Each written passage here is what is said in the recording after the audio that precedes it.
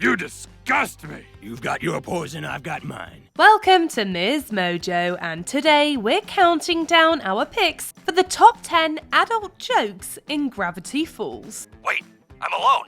I can swear for real. For this list, we'll be looking at the funniest jokes from this beloved animated show that were clearly intended for older audiences. Which joke went over your head the first time around? Let us know in the comments.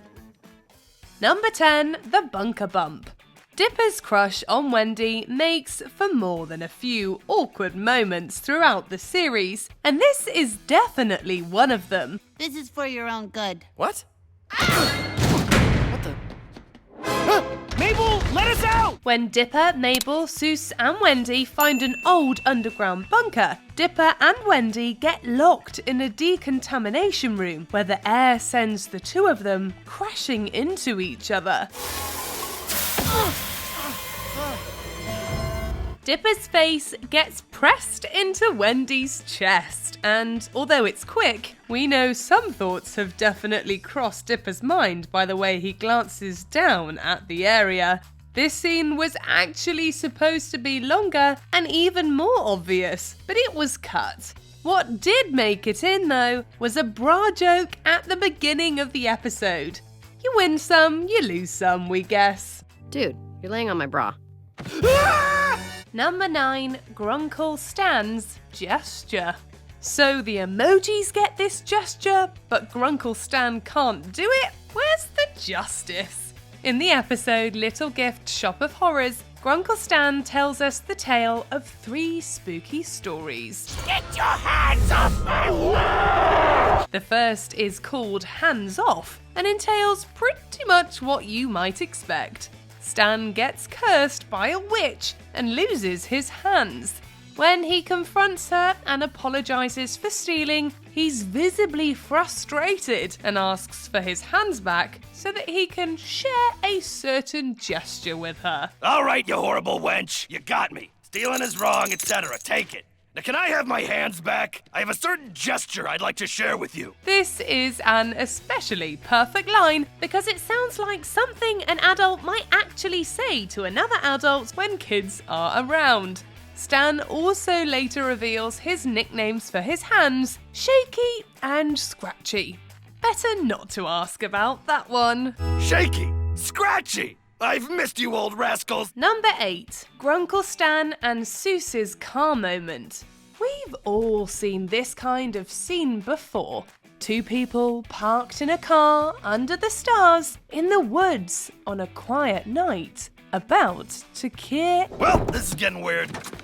This episode sees the twins sneaking into a miniature golf course at night, with Stan and Seuss waiting in the car together. Knock her dead, kid. The scene starts off normal enough, with Seuss cutting his t-shirts into v-necks and Stan reclining his seat. Well, the kids are taking their time. Looks like it's gonna be a while. But then Seuss's shirt comes off. Both seats are reclined, soft music is playing, and Seuss says the magic phrase. Sure are a lot of stars out tonight. It's a good thing Stan got out when he did, because the tension was so thick it could have been chewed through by waddles. Number 7, Hot Belgian Waffles. Many of us have had the experience of trying to come up with more creative ways to swear when kids are around, and Grunkle Stan is no exception. In the episode Not What He Seems, Dipper and Mabel scour security footage to find irrefutable proof of Grunkle Stan's alibi.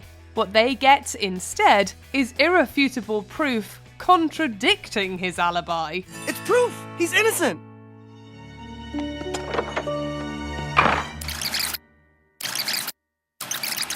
Uh-oh. That and the proof he's an alright Grunkle. Stan drops a drum of chemicals on his foot and immediately calls out, God, hot Belgian waffles! before realising he's alone and that he can swear for real. Turns out Stan's been making the conscious effort not to cuss around the kids and the Disney censors, which is pretty endearing. When he's alone, however... Son of a... That's him, all right. Number 6, Pug Smuggling. And pug rhymes with... Yeah, you get it. This episode has not one, but two drug jokes. It starts off with Grunkle Stan sending off several barrels of pugs with a man named Santiago. All right, Santiago. You have 24 hours to get these pugs across the U.S. border. Family meeting! Family meeting! No te preocupas. Vamos, vamos! He tells him he has 24 hours to get the puppies across the US border, a pretty good indicator that this is a case of smuggling. Made even clearer is Stan's list of crimes read out by the news reporter at the end of the previous episode. Wouldn't you know it, pug smuggling is indeed on the list. We will dedicate the rest of this broadcast to listing Stan's crimes. First-degree thermometer theft. Pug trafficking. The second joke comes towards the end of the episode, when Grenda exchanges a jar of butterflies for 2 bags of fairy dust. No, like actual fairy dust. Where do you get this stuff? Everyone likes sausage, but no one likes to know how it's made. The best part has to be the cop taking his cut of the deal. My cut. Number 5, Dipper's internet history. Whatever happens down there, we tell no one. Encroaching teenagerdom. Let's all remember that at the time of the events of Gravity Falls, Dipper is on the cusp of becoming a full-on teen. We're very much reminded of this when Mabel makes a passing comment about Dipper's internet history falling under the category of creepy. Was this place built in the past or the future? Yeah, this room is way creepy. Not as creepy as Dipper's internet history. And in front of Wendy too. Poor guy. In Dipper's defense, lots of things are creepy. Gnomes for one, ghosts, the Summerween tricksters, talking triangles. We're sure he was just Googling the creepy monsters in his journal. That's all. In any case, it's a good rule of thumb to remember to clear your browser history. Number 4, Stan's stash. All right, Grunkle Stan, where did you hide that card? Here's yet another reference to explicit material. Apparently, Stan prefers his content the old-fashioned way.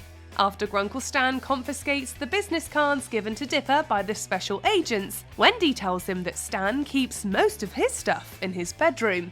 She helps Dipper sneak into his great-uncle's room, where the front door clearly warns him against entering. I'll keep an eye out for Stan. You go rustle through his weird old man biz. Probably for good reason too, because as he rifles through his grunkle's things in search of the business cards, he finds a couple of magazines with fully clothed women and women in swimwear on the covers. Nothing. Ew. Pretending I never saw that? Very subtle, Alex Hirsch. Very subtle.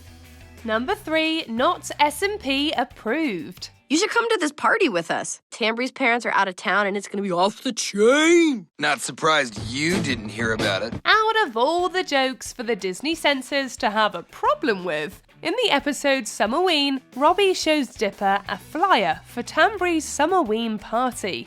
If you look closely, you can spot the line, not S&P approved. The first version of this was supposed to say bottles will be spun, in reference to spin the bottle. But according to Hirsch, Disney's standards and practices, abbreviated as S&P, had a major problem with this. We're not sure why exactly, as it seems pretty tame in comparison to some of the more adult references in the show, and Hirsch seemed to feel the same way. It was after like 5 emails, they were like, we're not budging. We budged before, this is the last straw. So I was like, okay, replace bottles will be spun with not S&P approved. Luckily, as he says, not S&P approved was actually approved by S&P. Hey guys, wait! Maybe I'll see you at the party. Number 2, Dipper's thoughts. Now say hello to your thoughts. It's easy to miss, but when Ford puts a mind-reading device on Dipper, his thoughts are projected on the screen behind him. You'll have to pause to be able to read any of them, but there are a few more private thoughts included on the screen. For example, the last line of thought reads, "That red bathing suit, man." Likely a reference to Wendy's bathing suits in the episode The Deep End, when she and Dipper were lifeguards together. Hey. What if I was assistant lifeguard? That would be so much fun. You're totally in, dude. This wouldn't be so bad if one of his thoughts didn't also say, "Maybe if I cross my legs, no one will notice." The second line is a little suspicious too, with the thought reading, "Gosh, I hope no one was looking." Wendy. You might want to ignore that last one. Before we unveil our top pick, here are a few honourable mentions. Mabel drowns her sorrows. A hard day calls for juice. I need something to get my mind off this. Seuss's grandfather, yikes! Wonder what earned him a visit with Sam Hill. It's time for you to start meeting girls. I would like to see you settled before I ascend to heaven and live with the angels. And with Grandpa. No, he is not there. What, the H? Is it a coincidence the R falls right after? As in HR? Let her rip! Oh no! A letter rip! What the H? The Love Gods recreational activities. What's that in the background? Let's make some miracles happen. Before we continue, be sure to subscribe to our channel and ring the bell to get notified about our latest videos. You have the option to be notified for occasional videos or all of them. If you're on your phone, make sure you go into your settings and switch on notifications. Number 1, the birds and the bees talk. I guess I'll give it to whichever one of you I like more. Uh-oh, looks like my shoe's untied. Give it to me! To the kitchen! Fight! When the twins find a hidden room in the mystery shack, they compete over who should get the room.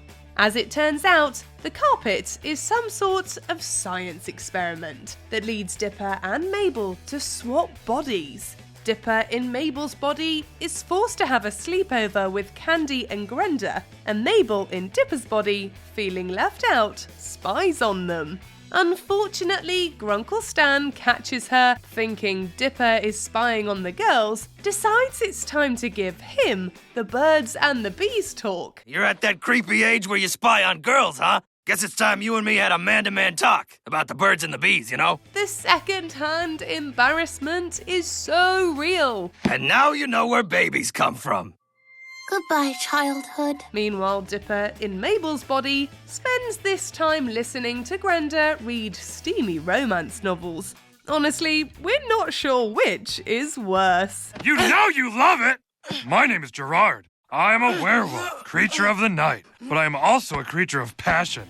Do you agree with our picks? Check out this other recent clip from MsMojo. And be sure to subscribe and ring the bell to be notified about our latest videos.